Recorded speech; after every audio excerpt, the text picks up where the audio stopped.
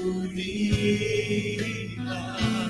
Jesus, kapayapaan, Jesus, ika'y kagalakan, Jesus, dalay kaligtasan, purihin ka, Panginoong Jesus.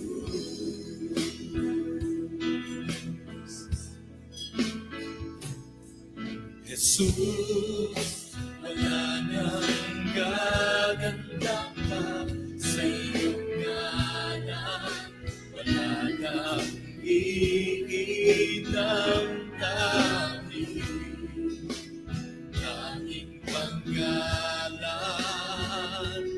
dapat napapurihan, Jesus, kapayapaan, Jesus, ika'y kagalakan, Jesus, dalay kaligtasan, purihin ka, Panginoong Jesus.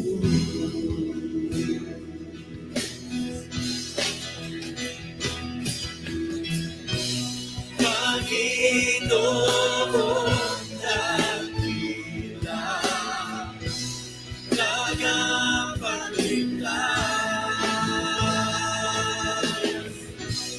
makapangyarihan, hari ng lahat. Panginoong dakila, Panginoong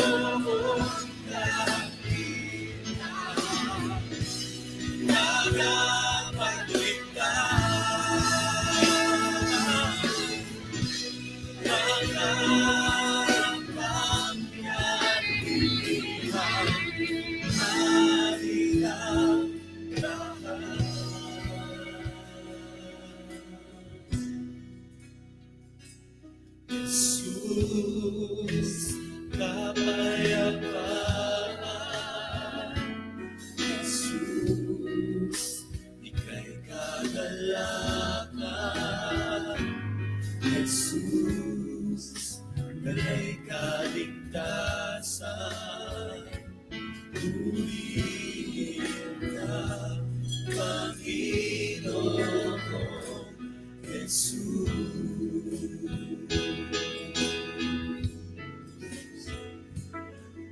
Purihin ka, Panginoong Jesus.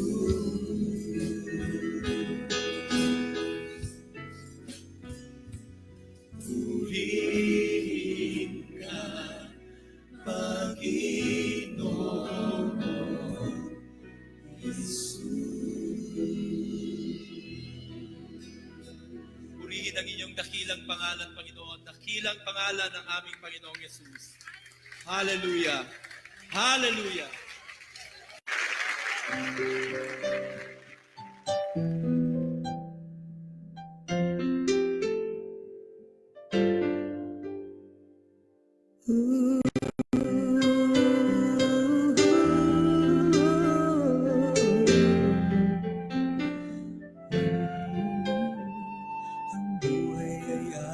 Sa'yo,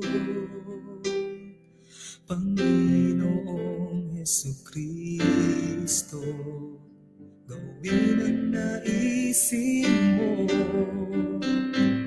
masunod ang layunin mo dito sa buhay ko.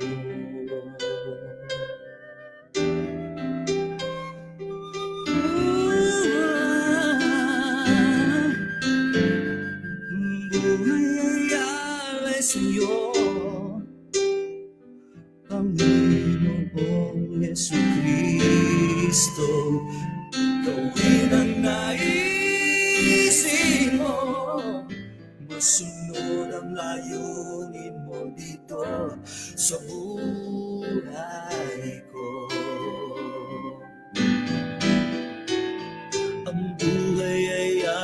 ay sa'yo,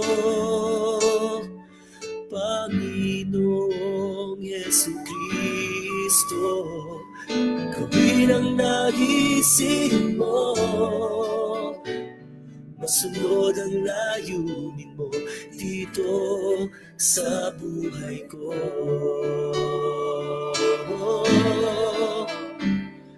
Gawin ang nagising mo,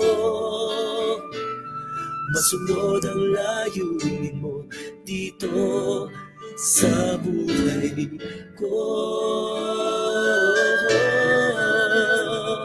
Masunod ang layunin mo dito sa buhay ko.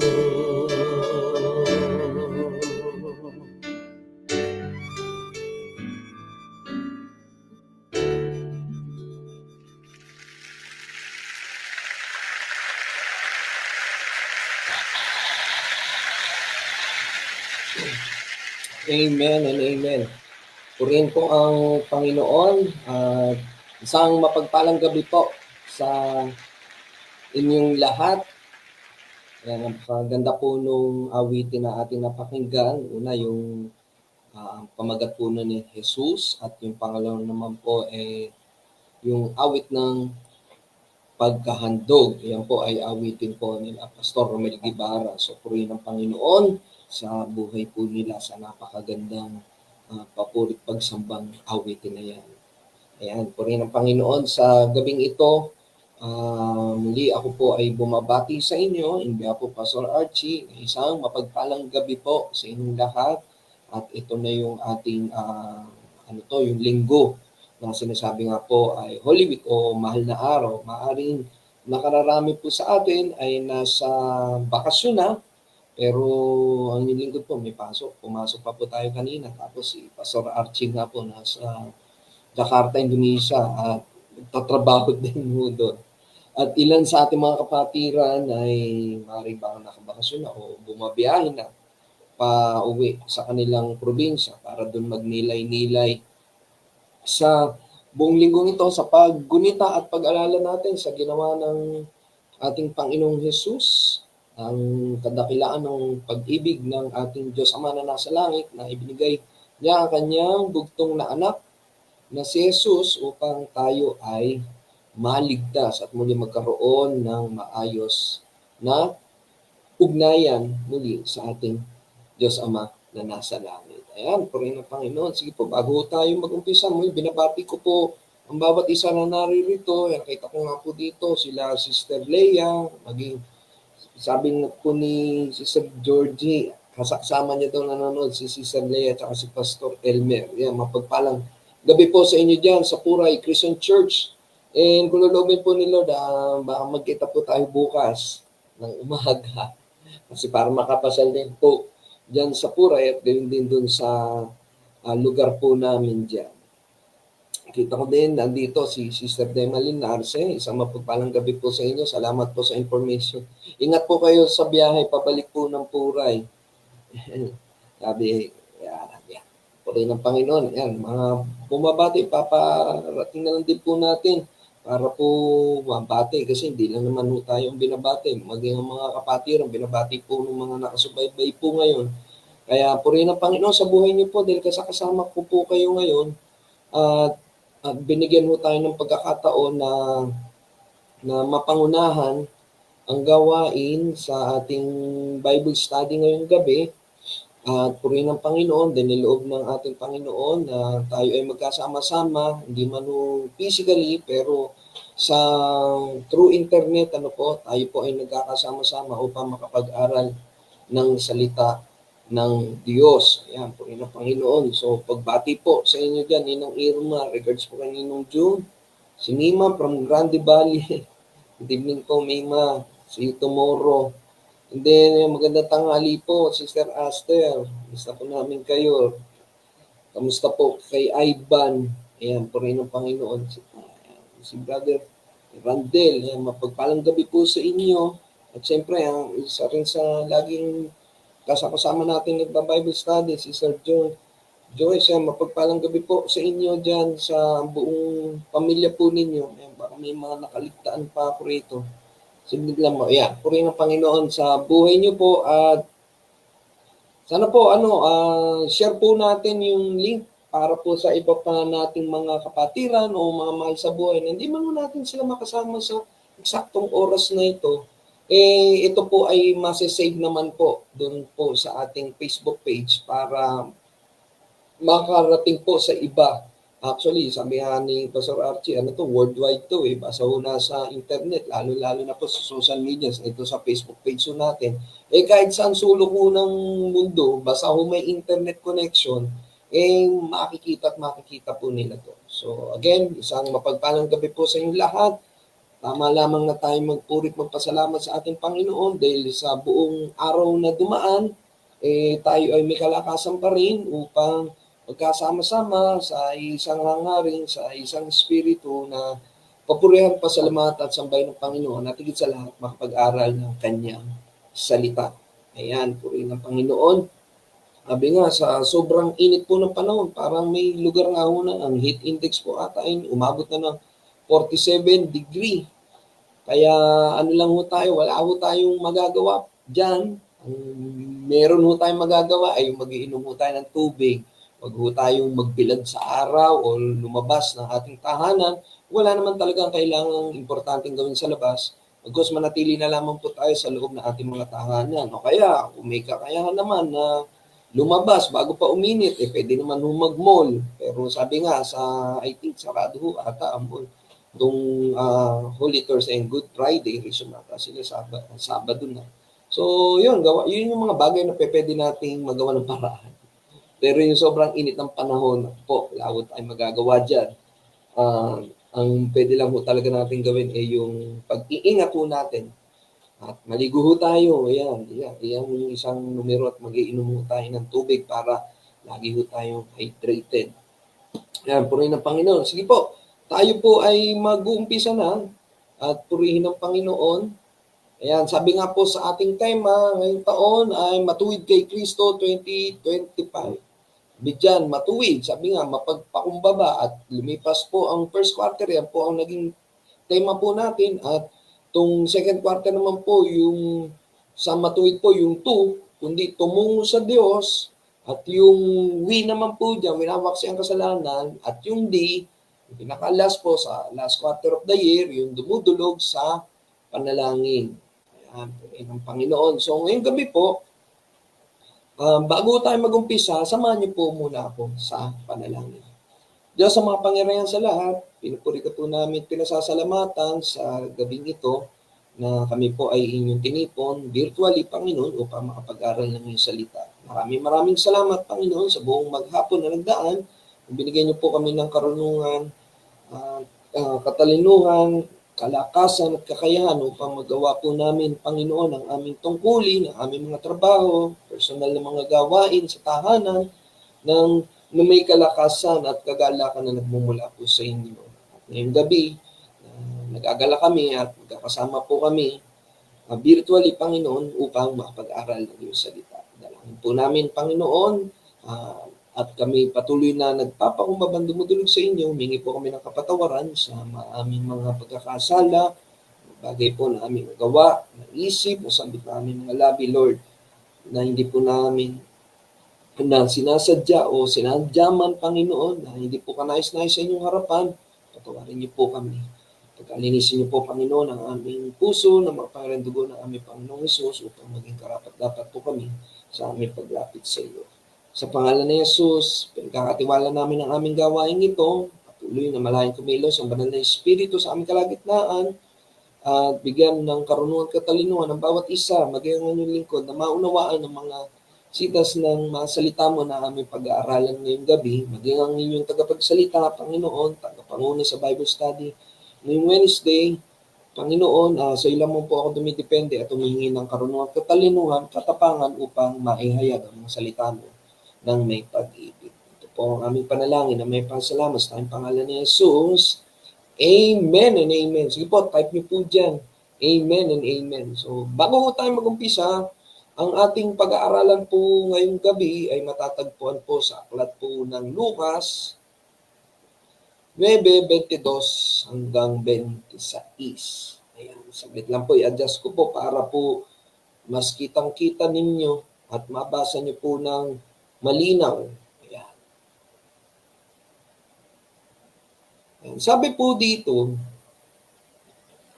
sa aklat po ng Lucas 9:22-26, sinabi pa niya sa kanila, ang anak ng tao dapat magdanas ng matinding hirap, itatakwil siya ng mga pinuno ng bayan, ng mga punong pari at ng mga tagapagturo ng kautusan.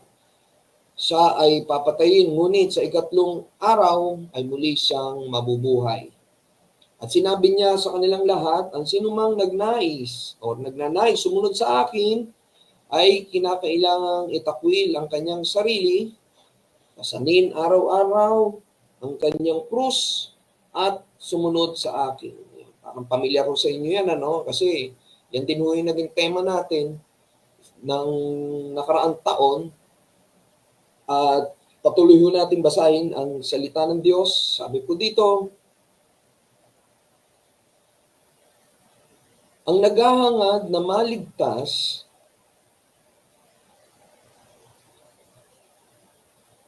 ng kanyang buhay ay mawawala nito. Ngunit, ang mawawala ng kanyang buhay alang-alang sa akin ay magkakamit nito.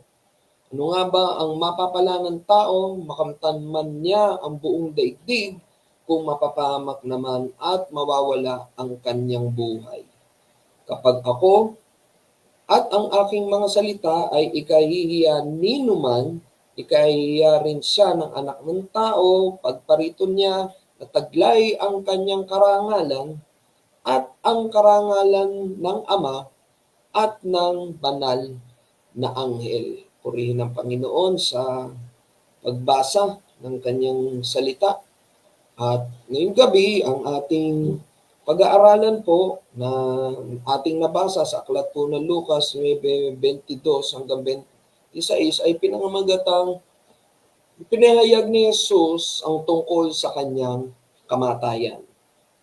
Ulitin ko po, ang tema po natin ngayong gabi na natagpuan po sa Lucas 9:23 hanggang 26 ay ipinahayag ni Jesus ang tungkol sa kanyang kamatayan. Ayan. Ngayong gabi, inaanyayahan ng Panginoon, sa ating nabasa, inaanyayahan ng Panginoong Jesus ang kanyang mga tagasunod na mamuhay ng simple, kung saan inuuna ang kalooban ng Diyos kaysa ang sariling mga kagustuhan, kahit pa mahirap o masakit ito. Ipinapaalala niya na walang halaga ang tagumpay sa mundo kung ang kapalit naman ay kanilang kaluluwa. At nagbibigay siya ng babala na kung ikahihiya nila siya o ang kanyang mga itinuturo, magdudulot ito ng paglayo mula sa kanyang kaluwalhatian. At ngayong gabi, ating titignan ang tatlong bagay na ipinapagawa sa atin ng ating Panginoong Jesus sa kanyang mga disipulo. At siyempre tayo rin bilang mga tagasunod niya, pagkakait sa sarili, pagbubuhat ng sarili nating krus, at siyempre ang pagsunod o pagtungo sa Kanya. Una, pagkaitan natin ng buong buo ang sarili natin. Pagkaitan natin ng buong buo ang sarili natin. Ang hirap yun ha. Pero sabi po dito sa verse 23-24, at sinabi niya sa kanilang lahat, ang sino mang nagnanais sa sumunod sa akin, ay kinakailangang itakwil ang kanyang sarili, pasanin araw-araw ang kanyang krus, at sumunod sa akin. Tatandaan nyo nga po, nabanggit ko kanina, last year, yan po yung ating tema, na kinuha po sa aklat po ng Mateo 16:24, di ba po? Ang pagkakait sa ating sarili ay nangangahulugang iiwan natin ang mga kagustuhan at plano na nakasentro sa ating sarili para sumunod kay Jesus. Ibig sabihin, ang pagtakwil sa ating sarili ay yung mga kagustuhan ho natin. Or sabi nga, yung kagustuhan ng ating laman, lalo na dito sa mundo na ating lalakaran. Di ba po, sino ba naman ho ang ayaw yumaman. Siguro pag tinanong ko po kayo dyan, sino ang gusto ho ng maraming pera? Tiyak, amen ho kayo dyan, di ba po? Sino ba naman ho ang ayaw nun? Sino naman dito ang ayaw na may maayos na pangatuan kalusugan? Eh, syempre, halos lahat din ho tayo. Pero ano nga ba ibig sabihin nung sinasabi na yung pagkakait sa ating sarili, kailangan iwan natin ang ating kagustuhan at mga plano na nakasentro sa ating sarili. Na dapat sumunod tayo ng hindi ang sentro ang ating sarili, bagkus sumunod tayo na ang sentro ng ating mga hangarin at pagpaplano ay nakatuon sa pagsunod sa ating Panginoong Yesus. Sabi nga, hindi lamang ito pagtanggi sa ilang bagay, kundi pagtanggap na hindi natin kontrolado ang ating buhay. Amen po ba? Sino ba ho sa atin na nakakaalam na bukas yayaman tayo? Sino nakakaalam ho sa atin dito na bukas yun na pala ang araw o oras ang pagtawag sa atin na ating Panginoon? Di ba? Wala naman po. Maaaring nakikita natin yung sarili natin kung ano yung ating katayuan ngayon, pero at the end of the day, hindi ho natin hawak ang bukas. Napakaganda ng plano natin sa trabaho, sa pamilya, sa sarili. Pero hindi ho natin alam kung mapangyayari ba yan. Kasi hindi naman ho natin hawak ang buhay ho natin. Habagat grasya lamang po yan ng ating Panginoon para ang ating pinaplano, lalo na kung ang ating hangarin ay nakasentro sa Diyos, walang posible. Mapangyayari yan. Pero pag ang hangarin ho natin, kahit sabi natin, hindi, gusto mo yumaman para makatulong sa simbahan, para magbigay. Bakit? Kailangan ba maging mayaman ka muna para makapagbigay ka sa church? Kasi di ba may parang connotation tayo na pagka sinabing magbigay sa church, automatic, financial ang pinag-usapan. Hindi ba pwedeng oras mo ang ibigay mo sa church, sa pagtulong, sa paglilinis, sa pag-aayos, ng simbahan, o kaya pagbibigay ng oras mo sa mga gawain. So sa anumang ministeryo na doon ka tinawag na ating Panginoon. Pinapaalala lang sa atin ng Panginoong Hesus na ang mga nagpapakahirap para pahalagahan ang buhay nila sa pamagitan ng pag-asa or pagtitiwala sa kanilang sarili o paghahangad ng mga makamudong bagay, hindi makakamit kung ano ang totoong mahalaga. Kasi, pwede naman kasing yumaman ka ngayon, pero sabi nga, pag kinuha ni Lord buhay mo, hindi mo naman matatangayan. At ang masaklap pa minsan, dahil yung paghahangad mo ng sobra-sobrang kayamanan, ang nagiging bunga ng pag-aaway ng mga mahal mo sa buhay na may iwan kasi kailangan to. Yung parte, ganito. Ako ang nagpagod, ako ang nag-alaga kay tatay, ako nag-alaga kay nanay nung may sakit. Tapos di ba po? So, wala, kung dyan ho tayo nakasentro, hindi ho maganda magiging dulot niya. Pero wala imposible sa Diyos. Kung ang ating hangarin or ang motivation natin, kaya natin talaga gusto tayong mapagyaman, gusto natin maging malakas kasi gusto nating humaba ang buhay para mas lalo tayong makapaglingkod sa Diyos, bakit naman ipagkakait sa atin na ating Panginoon? Pero sabi nga, ang ating Panginoon nakakaalam ng design ng ating puso. Kaya minsan nagugulat tayo or ang tagal na natin pinapanalangin, pero ba't hindi tinutugon ng ating Panginoon? Yung pala, pagka sinuri natin maigi ang ating puso, hindi pala nakasentro sa Panginoon ang ating gusto o ang ating plano. Bagkus, nakasentro sa akin, nakasentro sa iyo, o nakasentro upang ikaw ay maging tanyag, hindi upang madakila at maluwalhati ang Diyos. Pero, sabi nga, pero ang mga handang talikuran ng kanyang sarili, ang kanyang sariling interes para sa ating Panginoong Hesus ay makakamtan ang tunay at walang hanggang buhay. One thing for sure, iyan ho ang tiyak na pag tayo ay nakatuon sa pagsunod o patungo sa Diyos at itatakwil natin ang ating sarili, iyan ho yung assurance, magkakaroon tayo ng buhay na walang hanggan sa pamagitan ng ating Panginoon at sarili tagapagligtas na si Jesus. Kasi ganyan tayo kamahal ng ating Diyos ang mananasa langit. Di ba po? Binigay niyo yung kanyang bugtong na anak na si Jesus at iyan, tayong mga Pilipino, yan yung ating ginugunita itong linggong paparating.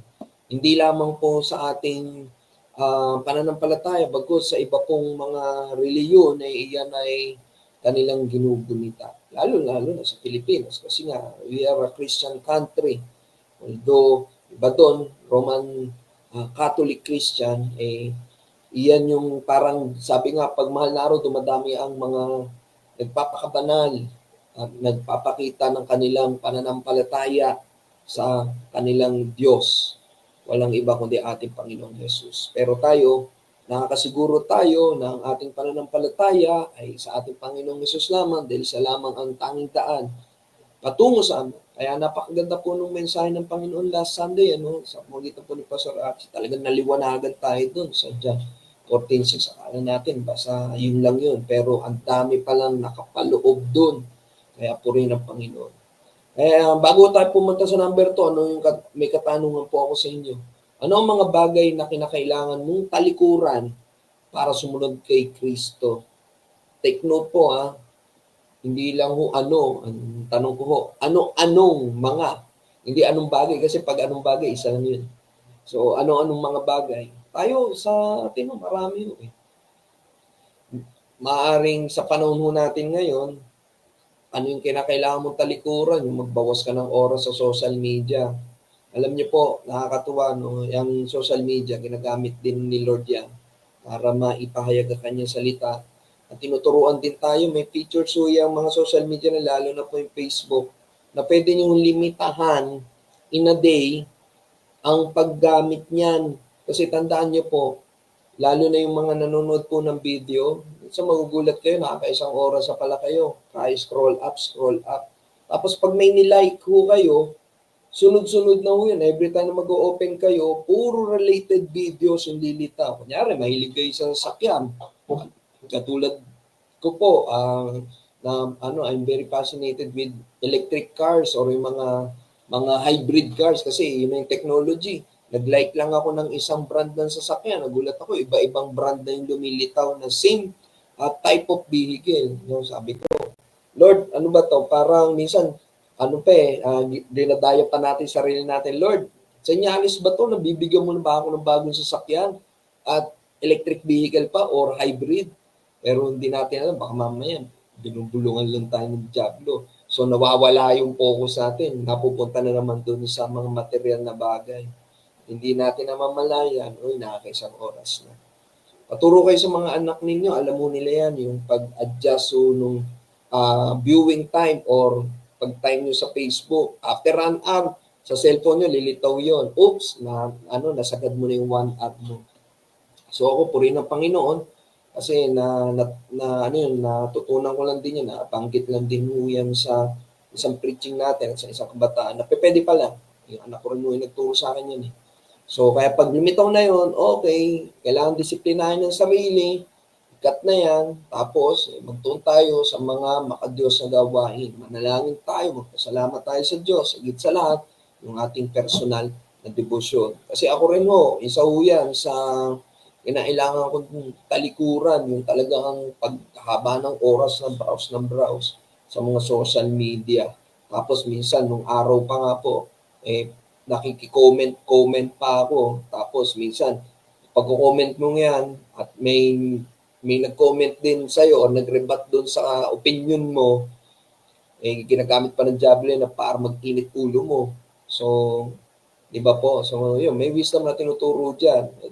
Check na lang. Gamitin natin ng wasto, ng tama, ng social media para sa ikaluluwalhati ni Lord, di ba po? Kasi si Lord naman din na nagbigay ng wisdom doon sa mga naka-invento niyan. Okay? Ano po yung pangalawa? Buhatin natin ang ating krus araw-araw. Yan, sabi diyan, buhatin natin ang ating krus araw-araw. So, sa verse 23, sinabi sa kanila lahat, ang sino mang nanais sa sumunod sa akin, sino ba yung nais sumunod? Taas ang kamay. Kailangan itakwil ang kanyang sarili, pasanin, araw-araw ang kanyang krus, at sumunod sa akin. Pagdating sa verse 25, sabi diyan, ano nga ba mapapala ng tao, makamtan man niya ang buong daigdig, kung mapapahamak naman at mawawala ang kanyang buhay. Ibig sabihin mo rito, buhay hindi lang ho dito sa mundo na ating kinikilusan, bagkus yung eternal na buhay, andun yung kamatayan. Ang pangako, ang pagpapako sa krus, ang pinakamahirap, pinakamasakit, at kayahiyang kamatayan nung panahon ng ating Panginoong Yesus. Isang pagpapakita ho yan ng mga Romano na you cannot mess with them. Na pagka, kumbaga, pag pinako ka sa krus, parang, kumbaga, yun yung pinakamatinding parusa.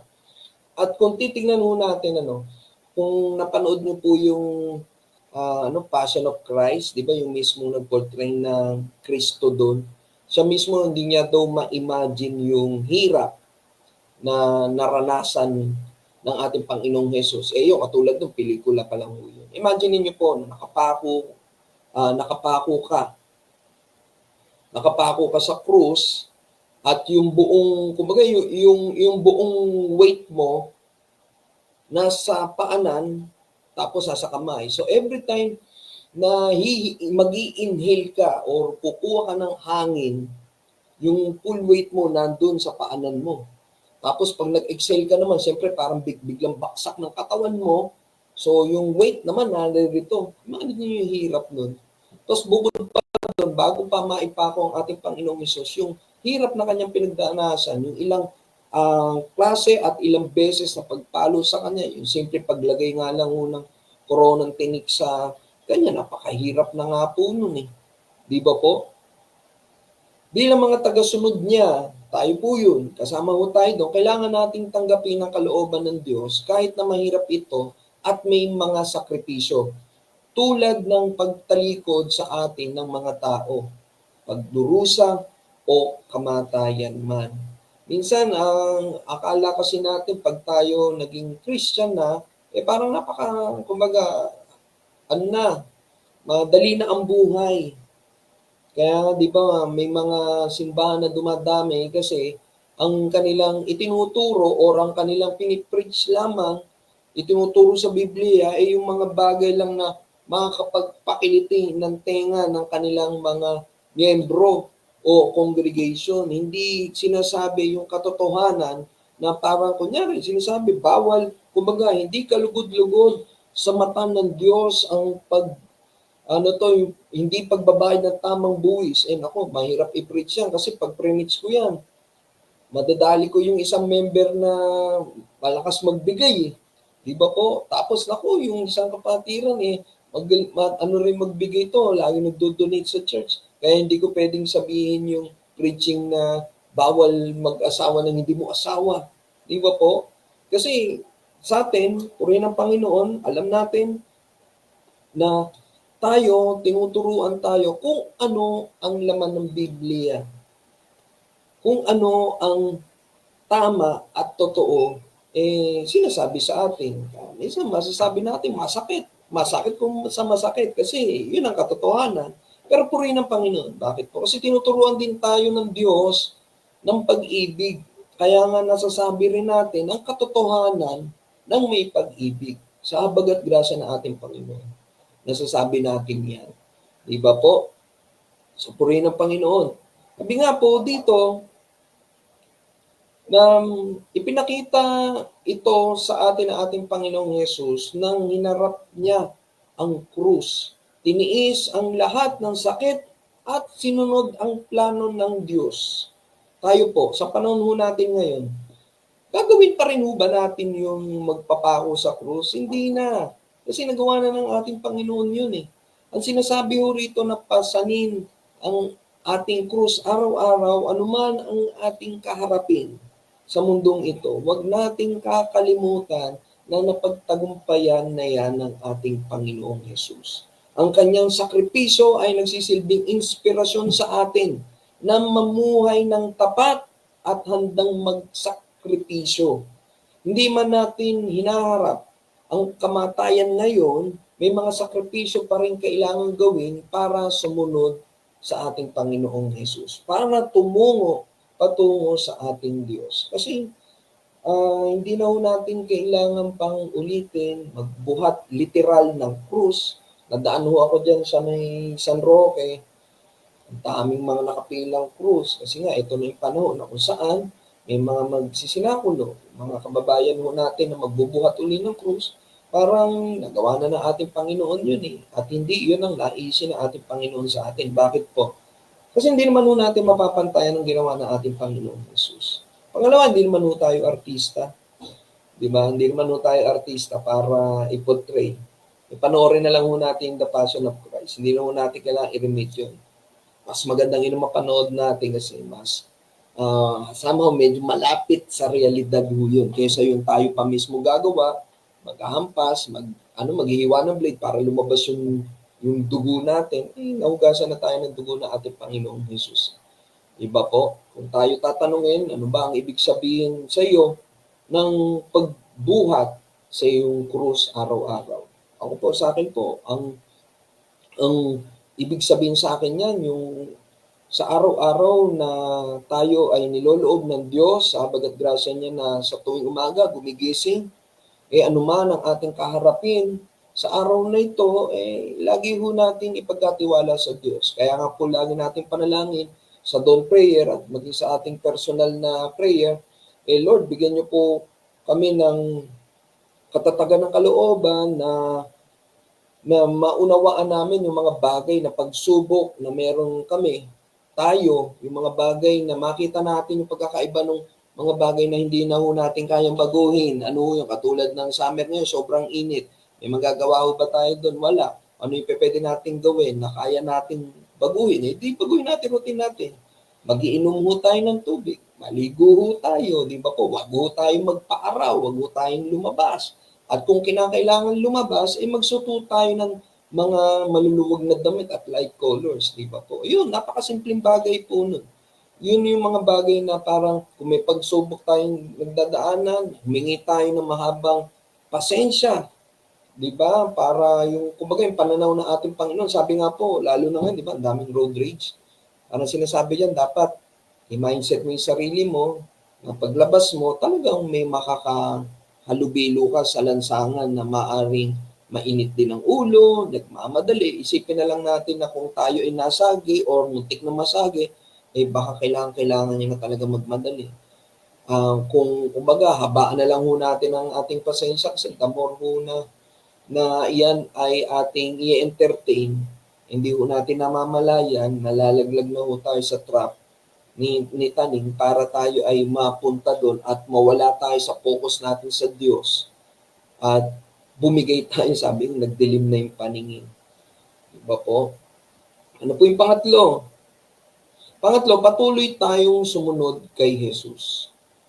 Ito po, patuloy tayong sumunod kay Jesus. Ulitin natin, at sinabi niya sa kanilang lahat, ang sino mang nagnanais sa sumunod sa akin ay kinakailangang itakwil ang kanyang sarili, pasanin araw-araw ang kanyang krus at sumunod sa akin. Yung itakwil ang sarili, minsan, pagkapiling ang title do tayo, dyan ho natin na ipagmamalaki yung kung ano yung narating ho natin sa buhay. Hindi pwede gawin sa akin yan. Sa trabaho ko, libo-libo ang napapasunod ko. Ay, hindi pwede sa akin yan. Sa pamilya ko, ako nasusunod kasi ako ang breadwinner. Ay, hindi pwede sa akin gawin yan. Doon lang, pag dumating ako doon, inaasikaso kaagad ako. Yan, dyan ako pumapasok. Kaya ho ba natin takwil ang ating sarili? At kaya din ho ba natin pasanin ng ating krus araw-araw at higit sa lahat, sumunod sa ating Panginoon. Muli, patuloy tayong sumunod kay Jesus. At sabi rin po sa verse 26, kapag ako at ang aking mga salita ay ikahihiya ninuman, ikakahiya rin siya ng anak ng tao, pagparito niya na taglay ang kanyang karangalan at ang karangalan ng Ama at ng mga banal na anghel. Yun niyo po, ang pagsunod natin sa Panginoong Hesus ay hindi isang desisyon na ginagawa lamang ng isang beses. O ito yung panahon na maaring may ginamit ang Diyos na maunawaan mo, malit ka into prayer of acceptance, doon na nagtatapos. Kundi ito ay isang patuloy na pagsunod sa kanyang mga utos patungo sa kanya. Sabihin, tayo tumungo sa Diyos na araw-araw, o sabi nga day by day, mababago tayo sa pamagitan ng kanyang salita. Kaya nga napaka-importante po at salamat sa Diyos sa buhay ninyo na kayo po ay patuloy na nag-aaral ng salita, nakakasama po namin kayo sa Bible study, at tuwing linggo nakakapagsimba po tayo, pero hindi lang mo dapat doon siya natitigil. Dapat nandun din yung ating personal na debosyon sa ating pag-aaral ng kanyang salita, yung ating personal prayer. Kasi sa pamagitan po ng salita ng Diyos, ang Biblia, nangungusap po sa atin yan sa pamagitan at ng patnubay at gabay ng banal na Espiritu. Isipin po natin, di ba, ilang beses natin nababasa itong mga Bible verses na to, pero parang every time na babasahin mo, laging may bagong itinuturo sa ating ang ating Panginoon.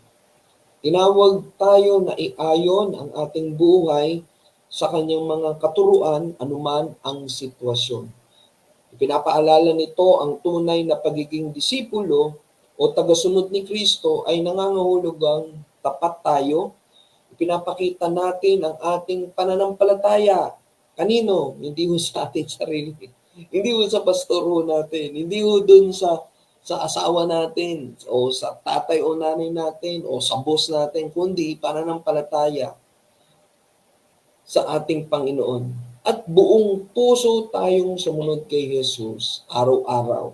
At alam natin na pinararangalan ang katapatan sa kaharian ng Diyos.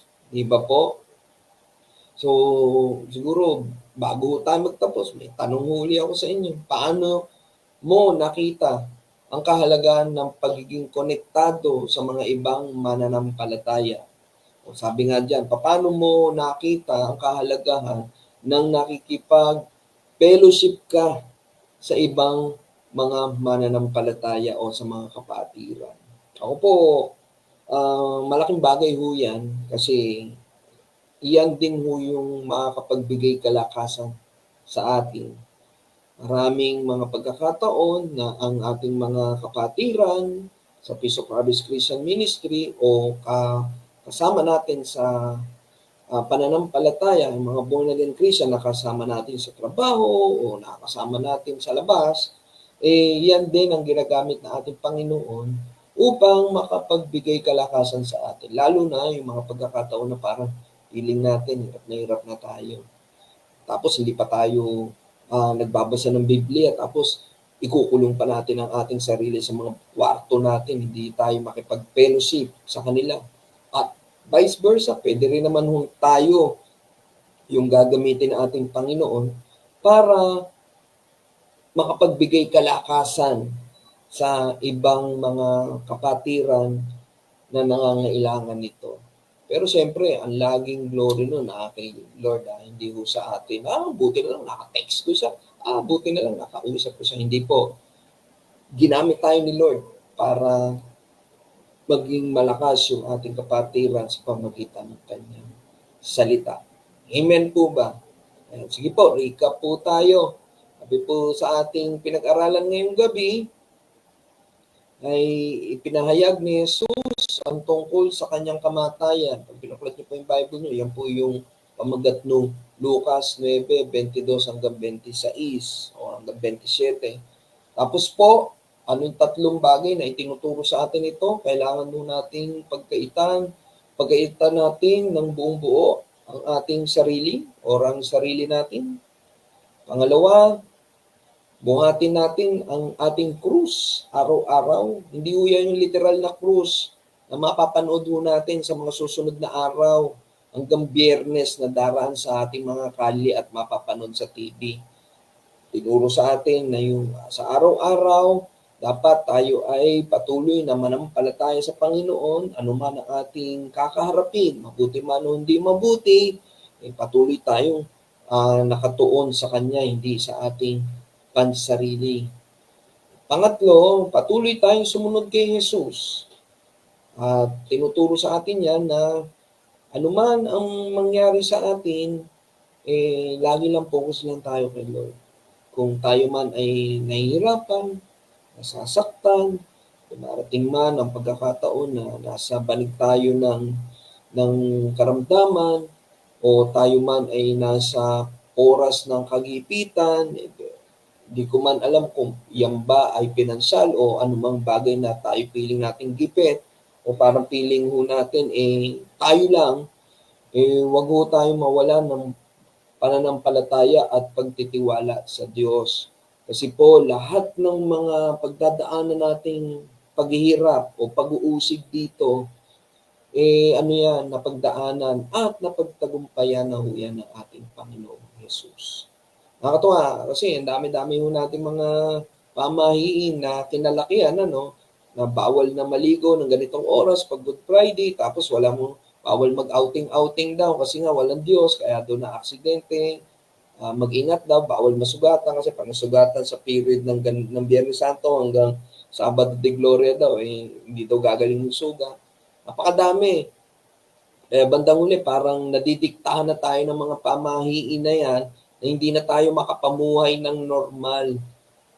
Sabi nga ng ating Panginoon, it is finished, tetelestai, yan yung ika-6 na huling nasambit na ating Panginoon, naganap na yung kalooban ng Diyos, nagawa niya na ang kalooban ng Panginoon na ibigay ang kanyang buhay upang tayo ay maligtas, mapatawad ng ating Diyos Ama na nasa langit sa ating mga kasalanan sa pamagitan ng ating Panginoong Jesus. Amen po ba? So, purihin ng Panginoon, and I hope may natutunan ho tayo. Kaya wag na ho natin pang gayahin o ulitin yung ginawa sa ating Panginoong Jesus, bagkus tayo ay mamuhay ng matuwid kay Kristo. Pagkaitaan natin ng buong buo ang ating sarili, buhatin natin ang ating krus araw-araw, at patuloy tayong sumunod kay Jesus. Amen? Amen po ba? So, pwede mo bang virtual clap dyan? Purihin ng Panginoon. So, sabi nga po, bago tayo magtapos, siyempre, tatapusin ho natin ito sa panalangin.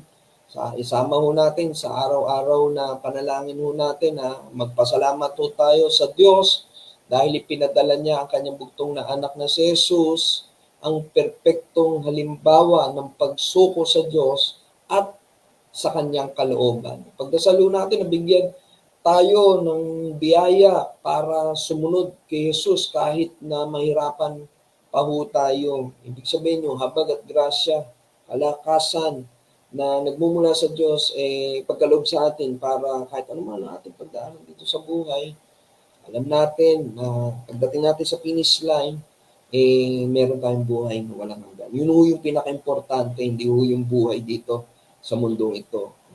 Dito, sa mundong ito, gagamitin tayo ni Lord, maipahayag ang salita niya, ang kabutihan niya, ang kanyang tapat na pag-ibig sa mga hindi pa nakakakilala at kumikilala sa Kanya. Then after that, oras ng pagtawag sa atin, yung araw ng graduation, welcomein tayo ng ating Panginoon tapat at masunuring lingkod. Welcome ka sa kaharian ko. Iba po. At pangatlo, siyempre, pasalamatan din natin ng Diyos para sa mga kaibigan natin, mga kapatiran sa Peace of Harvest Christian Ministry na patuloy na nananalangin po sa atin. Araw-araw po may nananalangin umaga, gabi para po sa kaligtasan ng lahat po ng kapatiran sa Peace of Harvest Christian Ministry. Siyempre, panalangin din po para sa ating bansa, sa bansang Israel, lalo na sa paparating na eleksyon. Di ba po? So maglaan tayo ng oras na makipag-usap. Siyempre, hindi lamang po sa Panginoon. Siyempre, kamustahin din po natin ating mga kapatiran. Lalo na pa nagkikita-kita ho tayo na face-to-face every Sunday. At ipagdasal ho natin sila. Dahil ganun din ho, ipinagdadasal din ho nila tayo. So, amen po ba? Muli, bago tayo mag-iwalay, sabi nga po, matuwid kay Kristo, Sa Kawikaan 14:34, ang katwiran ay nagpapadakila sa isang bayan, ngunit ang kasalanan naman ay nagdudulot ng kahihiyan. So, mapagpakumbaba tayo, tanggapin natin na wala tayong magagawa kung wala ang ating Panginoong Yesus at tumungo tayo sa Diyos dahil alam natin na siya lamang ang daan patungo sa Ama at wala na ho tayong iba pang kaparoroonan kung tayo po ay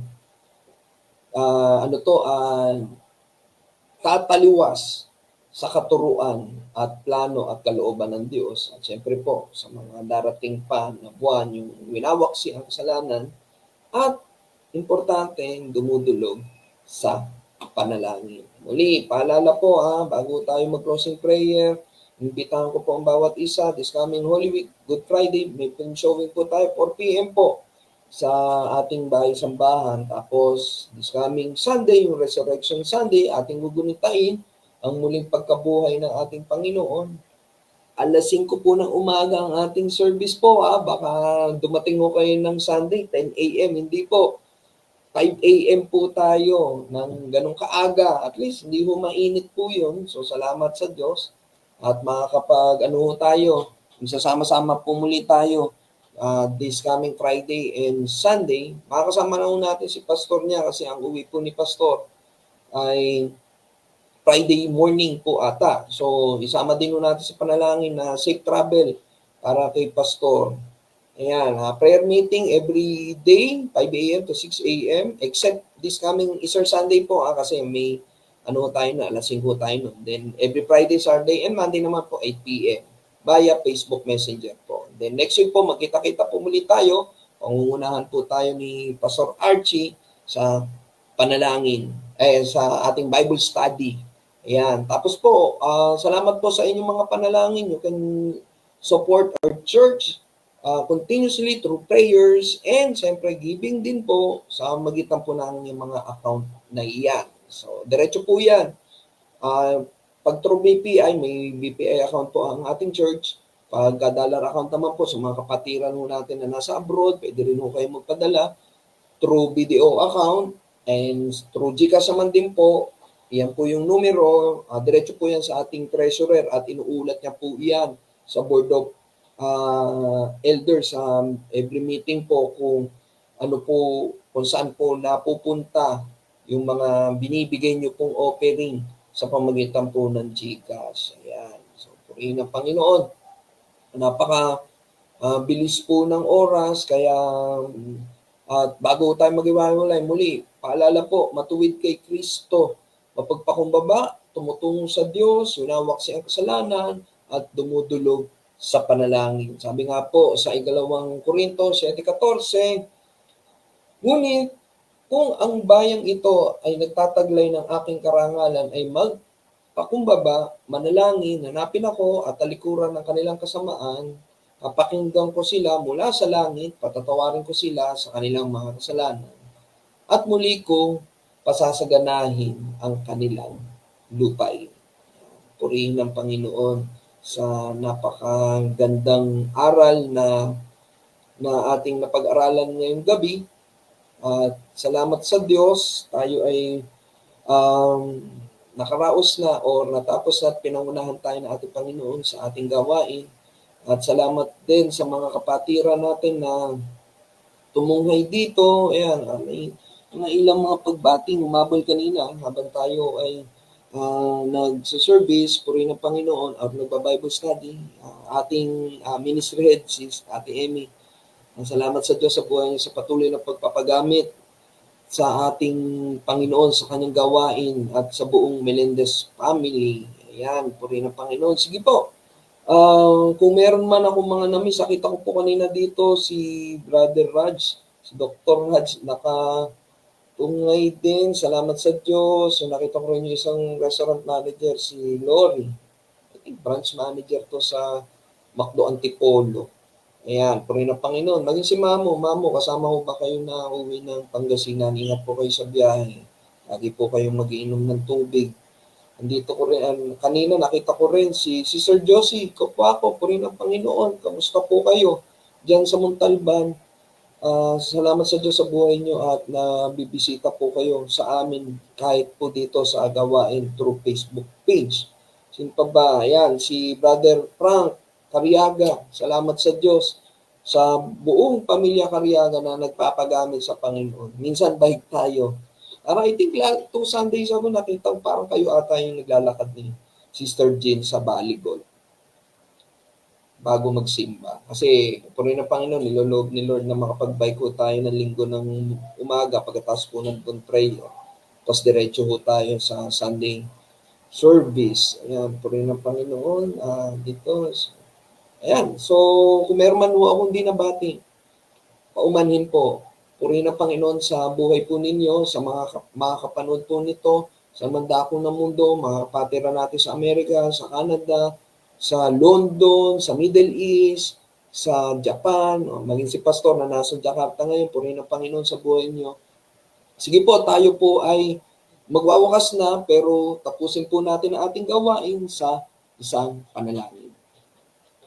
Hallelujah, Lord. Diyos, sa makapangyarihan sa lahat, kami po nagpupurit nagpapasalamat sa oras na nagdaan na kami po ay inyong pinangunahan at sinamahan sa aming Bible study. Salamat po, Panginoon, sa mga aral na itinuro niyo po sa amin sa aklat po ng Lucas, na makita po namin, Panginoon, ang nilalaman nito, na kami po ay mamuhay, Panginoon, patungo sa inyo, Panginoon. Pasanin po namin ang aming mga krus at itakwil namin ang sarili at patuloy na tumungo at sumunod patungo sa inyo. Maraming salamat, Panginoon, at patuloy po namin pinagkakatiwala ang gabing ito sa aming pansamantalang paghiwa-hiwalay. Nabigyan niyo po kami, Panginoon, ng pisikal na kapahingahan, makatulog po ng mahimbing at bukas ang umaga, sa habag at grasya niyo po, Panginoon, kami po muli ay babangon at sasalubungin ng inyong dakilang pag-ibig, Panginoon. Biyaya ng buhay, biyaya ng pamilya, biyaya ng trabaho. Maraming salamat, Panginoon, sa mga biyaya na pinagkakalob niyo po sa amin.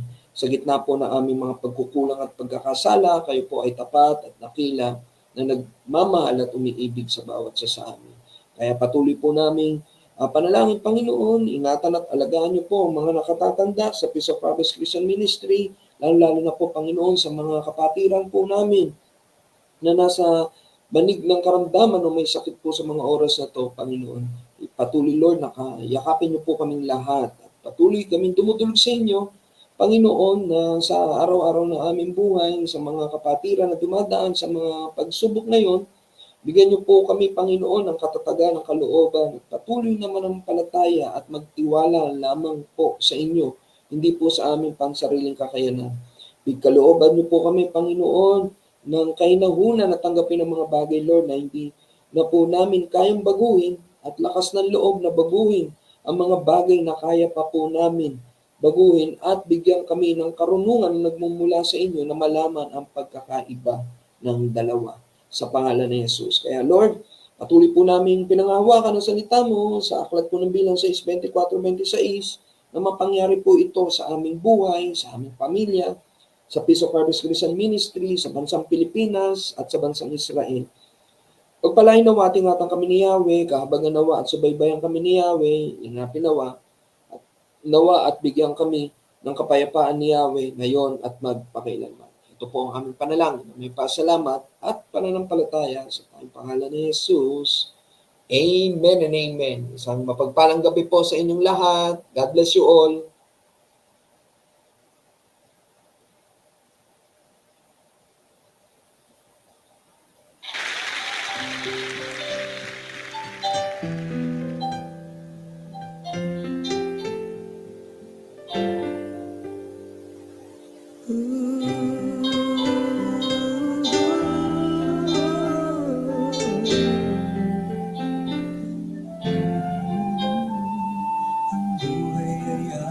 Sa'yo,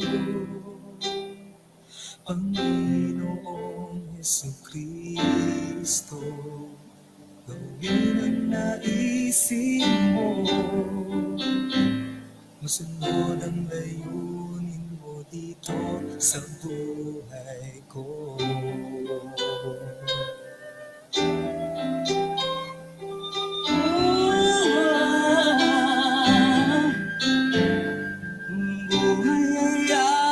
Sa'yo,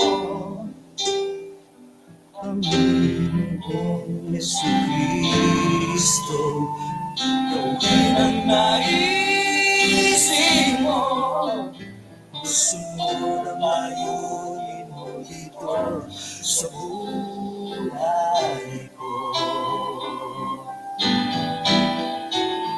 Ang buhay ay alay sa'yo, Panginoong Yesu Kristo. Gawin ang naisin mo, masunod ang layunin mo dito sa buhay ko.